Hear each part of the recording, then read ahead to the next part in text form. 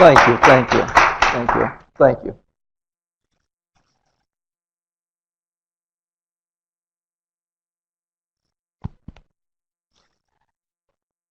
Good evening, everyone. It's a pleasure to meet everybody. I'm thankful for everyone who showed up this evening. Again, my name is Emerson Mose, and I'm represent myself as Dene, the Navajo. And traditionally in the Navajo, you address yourself as by your clan.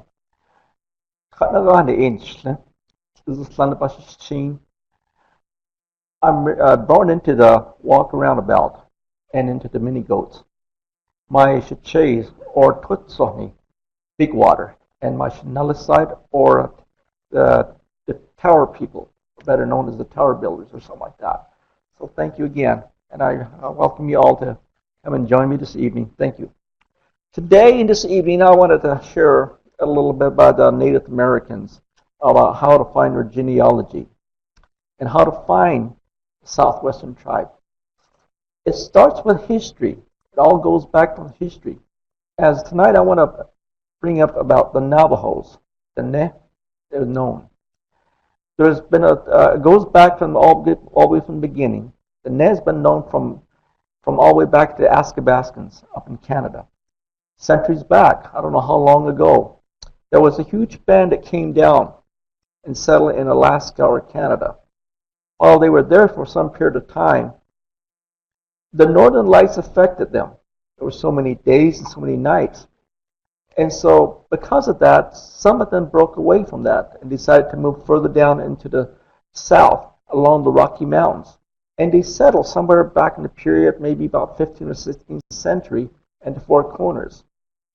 While the net were there, another group, a smaller group, broke away from that again. And they moved further down to the south. They end up down in the valley, down this area, and they branched off to different areas. They end up becoming Apaches. The one in the Four Corners, who remained there, end up becoming the Navajos. The one in the far up in the Athabascans up in Canada, they became the Athabascans. But we're all as the Neh people. That was what we call ourselves. The dialects, the language are very identical. So this evening, that's where we're going to all start, basically about the Southwestern tribe. Again, my name's Emerson Mose. I'm the youngest out of the 8 out of the children, and then I was the baby one out of the family. Never expected this, but it happened this way for me, so I guess Heavenly Father brought me to the youngest. Again, I'm a Navajo. I started my family history about a year ago, just recently. And I worked with a lot of people, and when I was doing a lot of things, and I had a lot of people asking me about the 5 civilized tribes. And there's quite a few informations on that, which, I'd done that. But as time went on, I started noticing something that every so often somebody would ask me, what about Navajos or Pinos or Papagos or Hopis? So I started kind of looking into that, searching around on that too. And I quickly learned there were more information about the 5 civilized tribes. 5 civilized tribes, of course, the Cherokees, Shakas, Chickasaw, Choctaw, Creek, the Seminoles. We're going to start about talking about a Native American genealogy. Again, it all starts with history. It all begins with history. You have to look up where your history is, no matter what tribe it is. And this is where it all begins. Okay, it's not an easy thing. It's not easy. It took me even a while to recognize some things that I helped out other people. It's not really that easy. It takes a lot of patience to recognize it. Here in the Southwest, as you see, the Navajos are the largest tribe. 165,000. Look at that. That's quite a large number.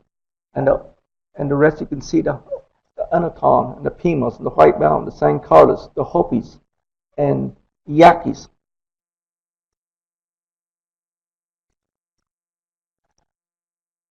Again, on the Southwestern tribes, I started to do a little bit of my own investigation.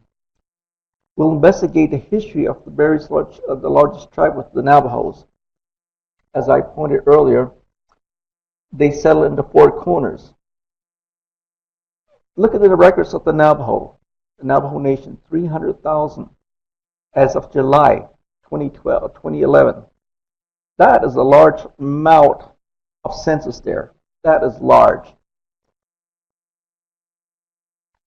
And look at the 2000 census reported, 173. And as you look down, look at the percentage that we have. They have populated.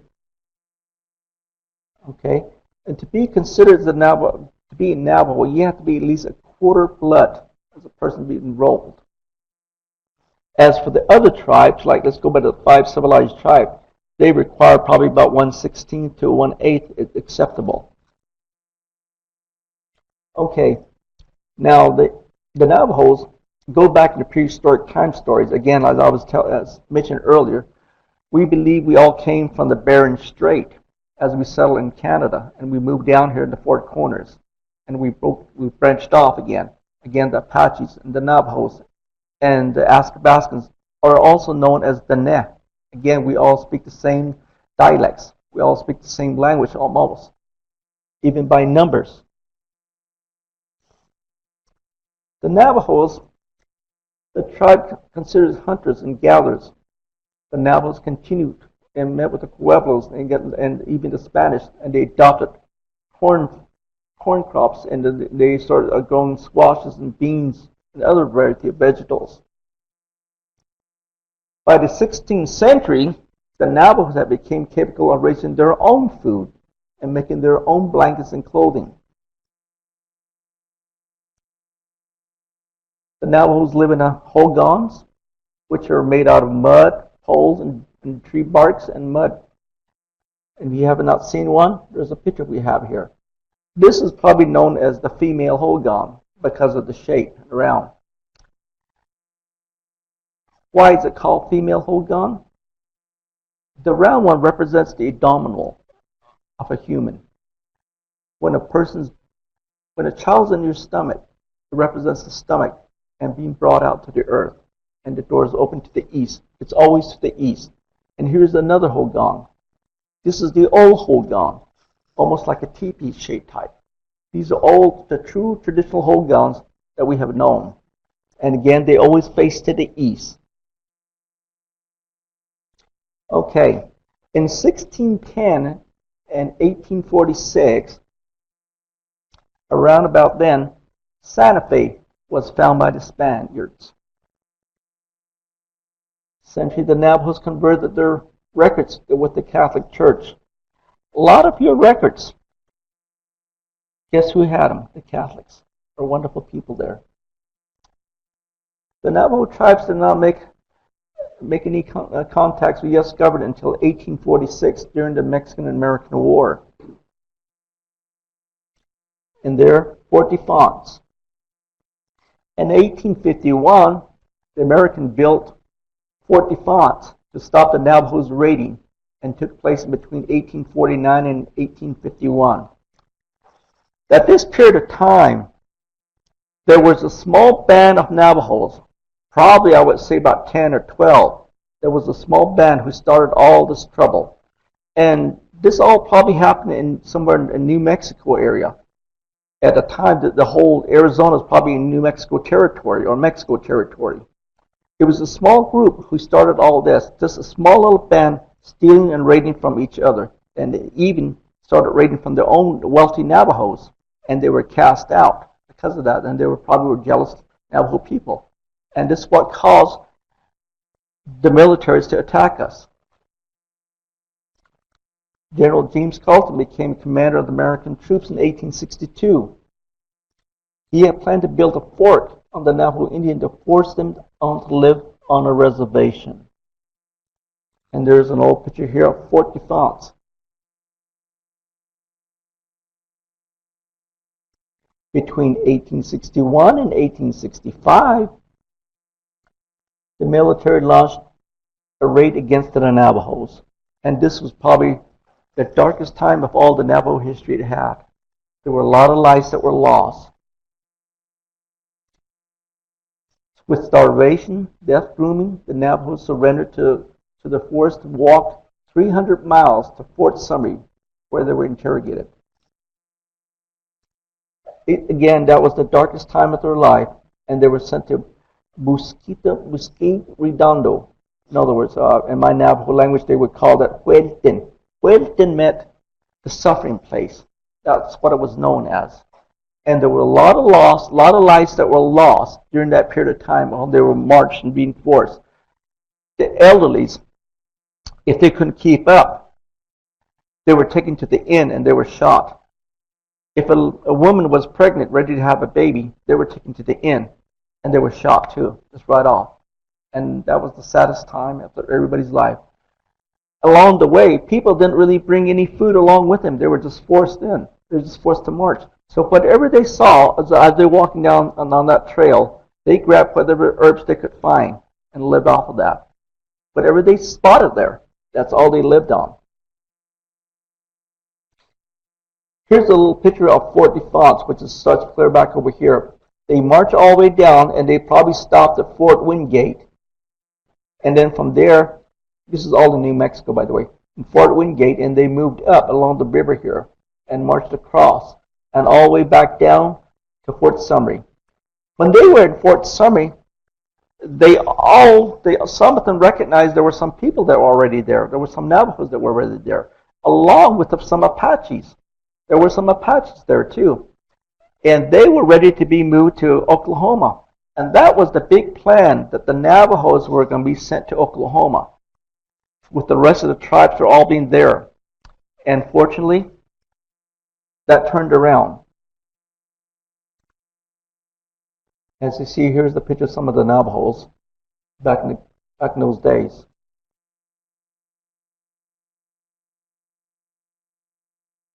In 1863, Kit Carson invaded the Navajo country, killing all the sheep and burning all the cornfields, and took possession of all the water holes, therefore forcing surrender and the whole tribes.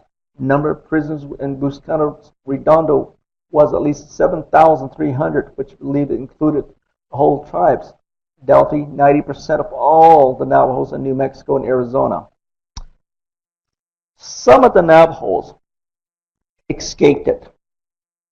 Some of the Navajos went clear as far as Navajo Mountain, or even as far as Grand Canyon. And surprising to say, some of the Navajos were not even aware of what was going on. They didn't even know. It was after, until they all came back 4 years later, that they were news around, spreading news out, they were in prison. A lot of them didn't even know that. And so there were quite a few that also saved themselves, and even in somewhere like in southern Utah. At the same time, they were being invaded by the Utes from the north too, and by the Muscalero Apaches, or the Hickory Apaches. And they were being killed. Even the Hopis were attacking the Navajos too. By the way, speaking of the Hopis, the Navajo lived among with the Hopis for many years too. They lived together.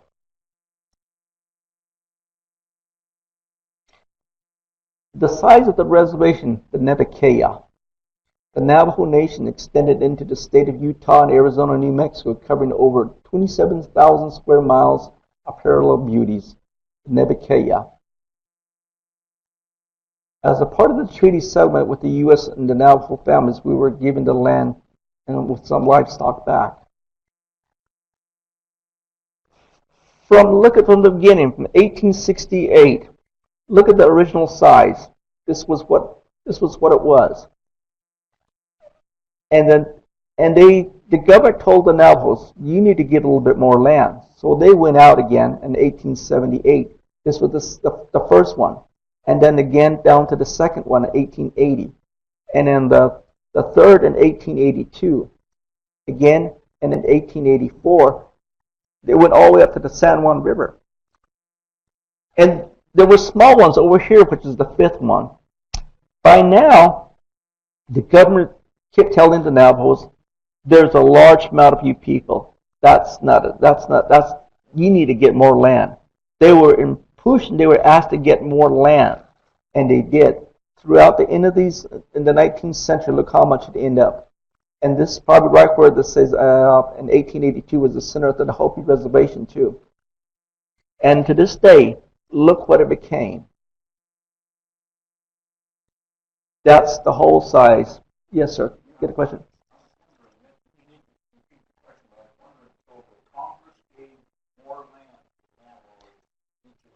Yes. Probably about every year, every 2 years, they were enforced that we were asked, get some more land. That's, it was just given to them. And each time, which was a blessing. It was a blessing. So look how far we're out here, New Mexico, and all the way back to Lake Powell and all the way down along the Colorado River. And this is the Canyon de Chelly. If you've ever been there, that's the most beautiful place you can be. And that was known as the strongholds of the Navajo Nation during the time when they were having wars.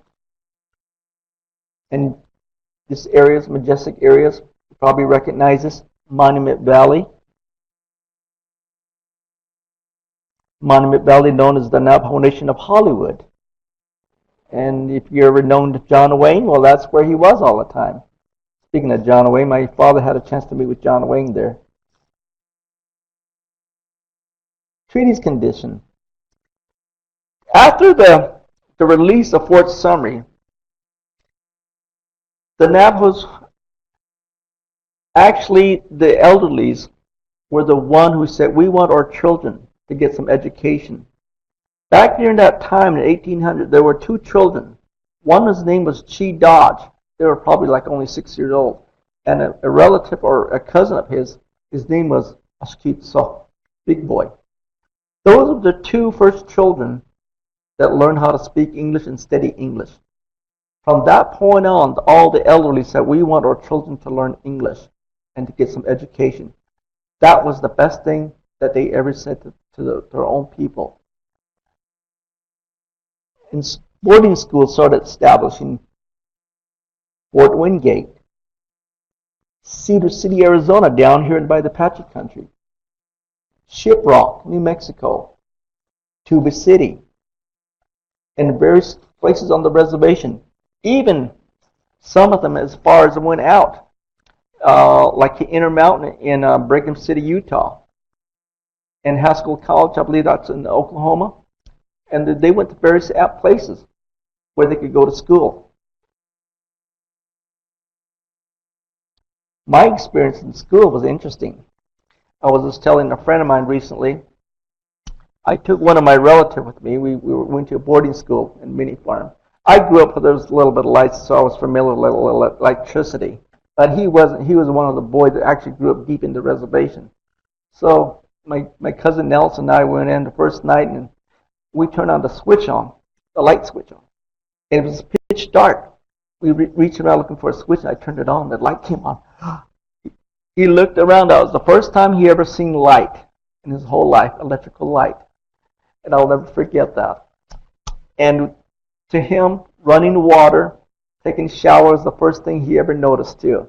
And that was a blessing to him, because we never had that. All we had back on the reservation was this pond, muddy old pond where we just washed in ourselves. That's all we had. So having a light going back to a boarding school, that was something worth it. We learned, when I was there, I was taught how to speak English. And it was strict. Our dormitory aides were strict dorm aides. I'll tell you, to be honest with you, they were like military dorm aides or something. If we spoke native tongue, we would get punished for that. And I was punished one time for talking in Navajo, my own native language, from my own dormitory aide, which was a Navajo herself. She made me stand on my knee against the wall with my nose about that close. And I guess that was worth it to me. That was worth it. I never regret that. But looking back, it was interesting. And they shave all their hairs off like a military cuts, and we had all the hair sticking out from the point from here. We used to call it, I guess that's a BIA handling. So if we get in trouble, they would hold us and pull our hairs around with it and get us in line with it. So that was kind of interesting. Yes, sir.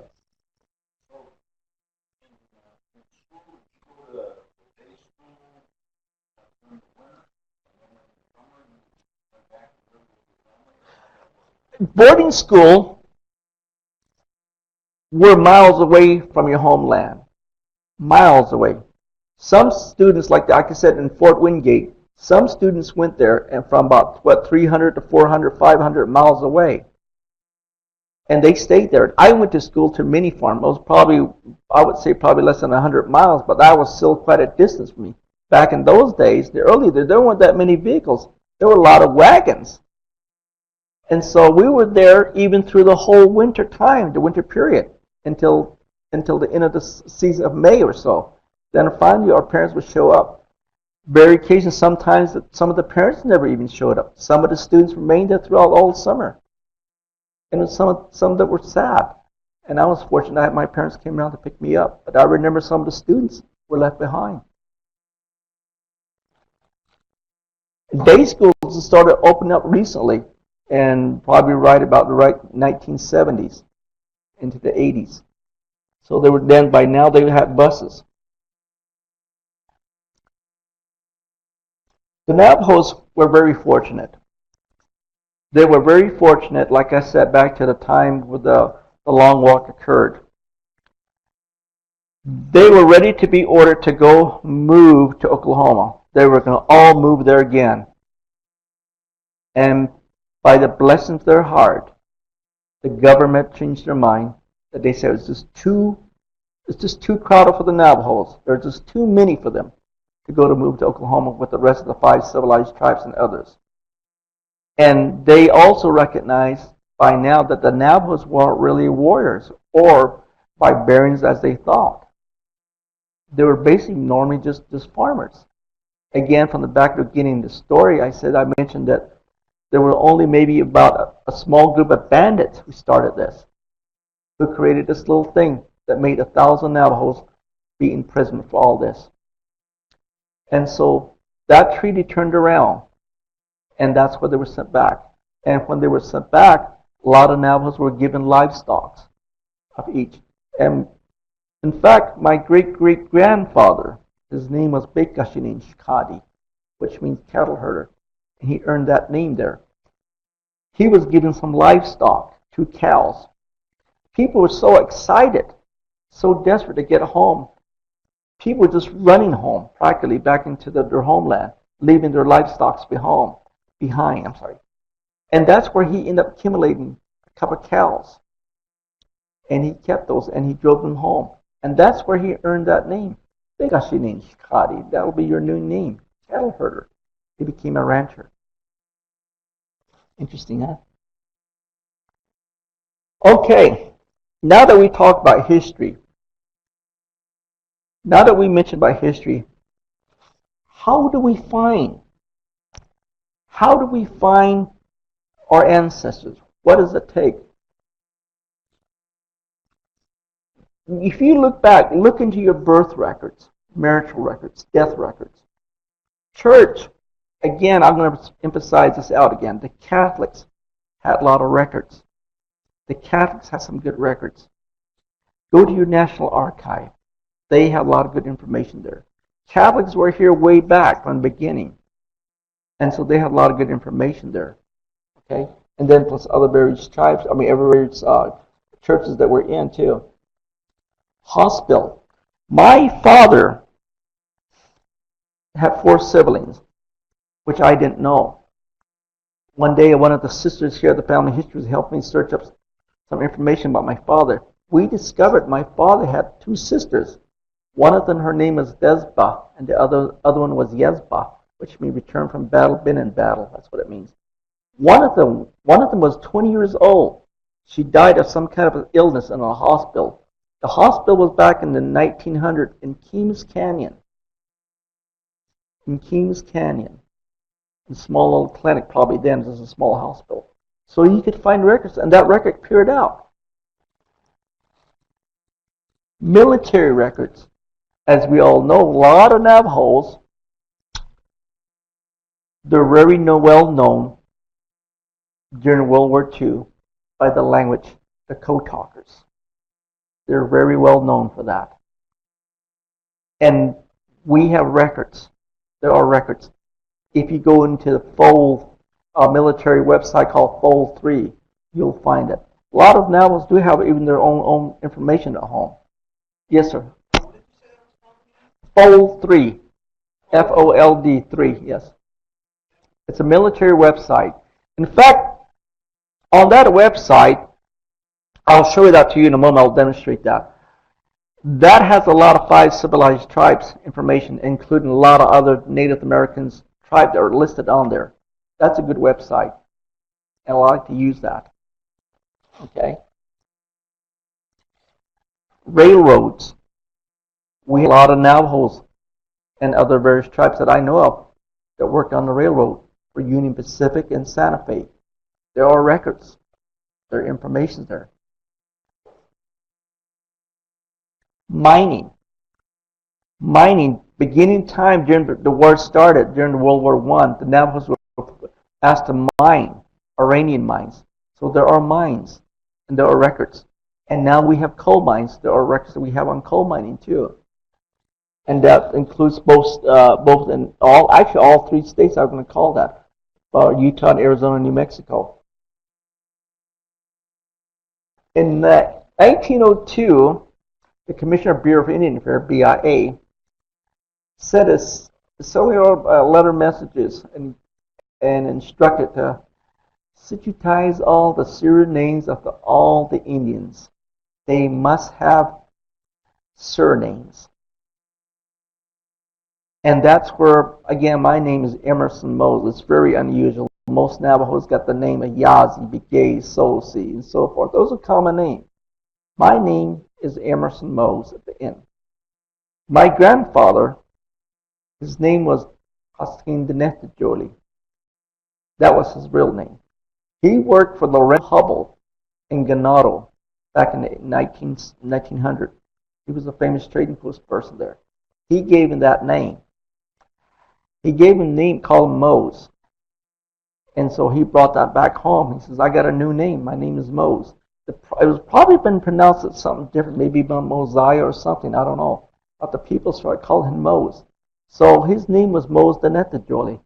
When he got married to my grandmother, my father, my uncles, and my aunts, they all had the Mose last name. And that's where I came in. So so my name is very uncommon. And I'm not one of the Yazir, Sosis, or Benalis, or Begays, so thank you. Okay. And now every family had a surname, the beginning with the schools. And the schools, that's where it all began in the 19th centuries. When the kids were going to school, they were given names. And you're going to find, again, this is going to be a little difficult for the Navajos. Again, like I said, there are a lot of Yazis, there are a lot of Begays, there are a lot of Sosis. A lot of them has the same names. So you're going to have to look up, try to recognize, when you find one, recognize their parents and recognize the age.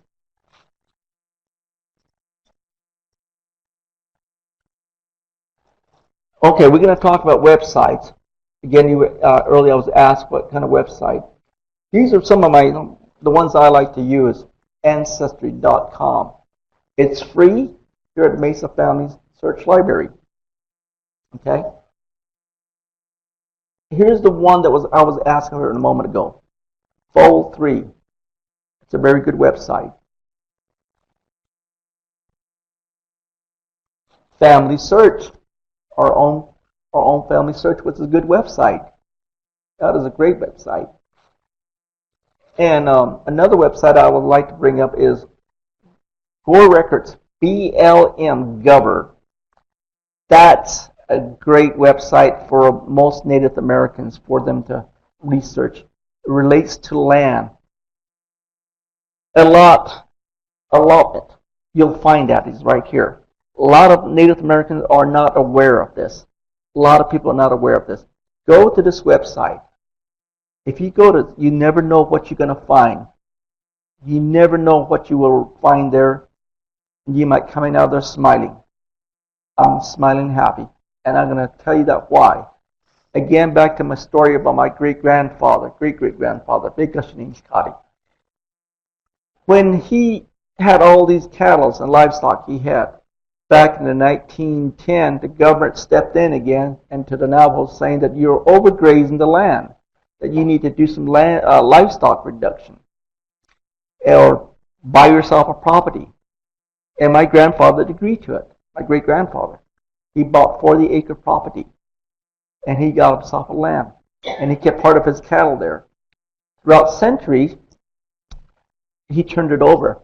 And somehow that name, the property at 40-acre property, ended up in my mother's in the hand. And my mother had that 40-acre property, which I wasn't even aware of it. None of us were aware of it until she passed away. Until one day, there was information that came out from BLM that they were looking for Grace Whitewater, which is my mother. And apparently she passed away, and they wanted to know who the sibling was. So we brought ourselves out, and they wanted some information off of us to verify that we were descendants from that. They asked us, are you family familiar with a man by the name of Bekashining Shikati, which means cattle herder? We never heard of him. And it turned out that El Paso Natural Gas was surveying the area and discovered there was some natural gas on that property. That's what I mean. You'll discover that not only do you find your ancestors, you'll find more information. You'll come out smiling. And that's what we found out. Here, this is Ancestry. I'm going to do a little demonstration here. I'm going to show you this. When you come here, watch my mouse here. When you come here, click the search. Click on the search, and a page will pop out, which will probably this page will say Census and Voters List. Okay, watch my mouse. Come down across to your right side to this last one here. This last one will take you to this. The U.S. Census Roll, 1885 to 1940. Pay attention right here. 1885. We don't see anything from 1884 on so far back. There are only census in between here that we have. You'll find this on most Native Americans. Okay? I did a little, this is how I found out about my father. I typed his name in, Donald Mose. I'm from Arizona. That's all you need to do. Even come down here to selection, maybe put male. If he has, like, your grandfather might have been known as Hustine Whitlakai or Whitewater, just put Whitewater. Something will come out. Honestly, something will come out. So when you click onto this, it'll take you to the next page. There it is. I found something. Donald Mose, son, 1920, about male Navajo. And notice this, Hopi Indian reservation. The census, some of the Navajos were, a lot of Navajos in New Mexico area are known in the Eastern Navajos, the Northern Navajo Agency. They had their own agency. And the Tuba City was known as the Western Agency. But ours, apparently, was right in the Hopi Reservation. Back in the 1900 or 1920, Kemis Canyon was the only agency. It was a small school and small hospital, small clinics. So that's where it was. And that's where they did some of these census. And this is more of information there. And this is what it's going to come out. This is what it's going to look like.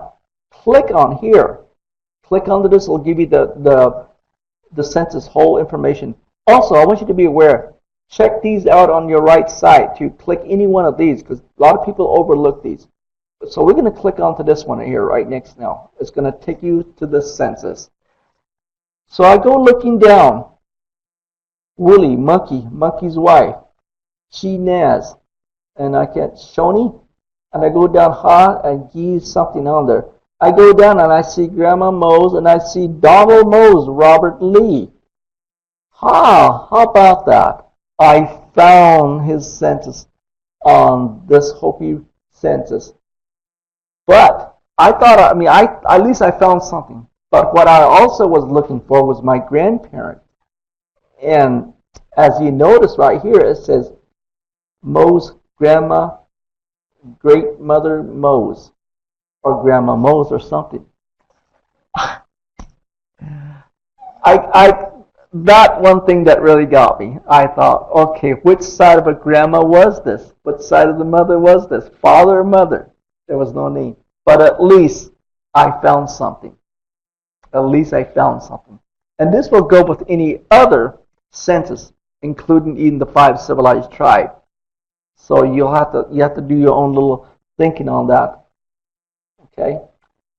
Fold 3. This is what fold 3 is going to look like. Let me show you here. Here's fold 3. When you open fold 3, I want you to go across here again to your right side.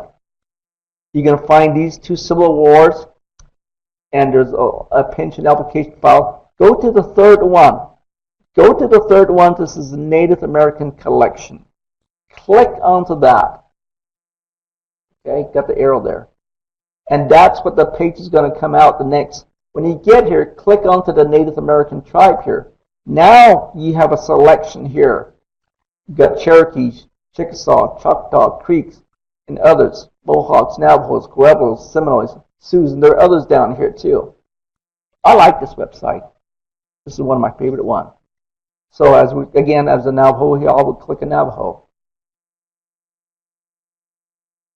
And this is some of the things that it's going to look like when you get there. Even your military. When I was talking about information about your military, this is where your military information will come. A lot of our Navajos, again, fought in World War I and also fought in World War II, especially the Cotarks are well known here. Okay, look at even the timeline. It has the timeline here too, when these events took place. Okay, you got your history there. Okay, use Google. Okay, let me show you some of these pictures here. The Navajos, these are some of the old people, traditional looking, back in the 1800s. And here's the ceremonial that's going on. This gentleman here and these 2 gentlemen are known as Yebiche. And they're doing a ceremonial on this person because of the illness. And to this day, these Yebiche still exist. They still do this ceremonial. A mother and a child and a daughter here. An old Navajo medicine person, probably medicine man. Okay. I have a brother of mine. His name is Donald Mose Jr. One day, again, I was researching for my father. And I had another sister helping me at the family library. We were typing in, and we came upon this church website from the LDS Forum History. We typed in Donald Mose, and there was a website that came out from BYU. He was interviewed by another person, and he talked about former, what was his name, Lee? Yes, I can think of it. George P. Lee, yes. He interviewed, thank you. And we discovered it on this website, Tom Perry Special Collection. Also, we typed his name in there just for the heck of it. And guess what? There was a little story that he made, a little book that he came out with. So recently, he's still alive. So I called my brother up. Hey, Don, did you did any interview a while back with somebody? And he thought, how did you find that out? How did you know that? So, well, I did a little investigation on you. So things that you'll find. Here again, we're going to talk about land records. This, again, is a treasure for you, especially you as a native and even others. Look into this website. Visit this website. The Bureau of Land Management's got this great website. Check this out. Type in your last name in there. This is what it's going to look like. Okay? Family search. Use your family search. Click on Winky. Type in whatever information you're looking for. American Indians, or even the tribes. It'll give you a whole information category of information. Even type in American Indian allotment, lands and records. American Indian churches. and other categories of interests. Okay, here's what our church website looks like. I advise you, even you as non-members, to get on this website. Please do, because it'll help you a lot. Okay? And when you get here, see up here where it says Winky? Click onto that. See that where it's moving? Click onto that. And type in American Indians. Oh, you're going to find a bunch of categories here. All kind of information you need. It may sound, you may feel that it may be difficult, you may think, but only with a little faith you can do it. And there are information about allotment records here. There's a lot of information here. And there's a lot of information for the 5 civilized tribes that you can check out here too. Okay? And brothers and sisters, this is the end of my story with the Native American with the Southwestern. And along with the 5 civilized tribes, they're pretty much similar in some ways. And I learned a lot. Please come to our library and I'll help you. And there's a lot of us that will help you. Feel free to ask any question. Feel free to step in. We're there. So I want to share this with you, and I want to thank you all for coming. And thank you for asking questions. I appreciate that a lot too. And again, thank you for even listening on the website and all these devices that we all have. Thank you again. And we say this in the name of Jesus Christ. Amen.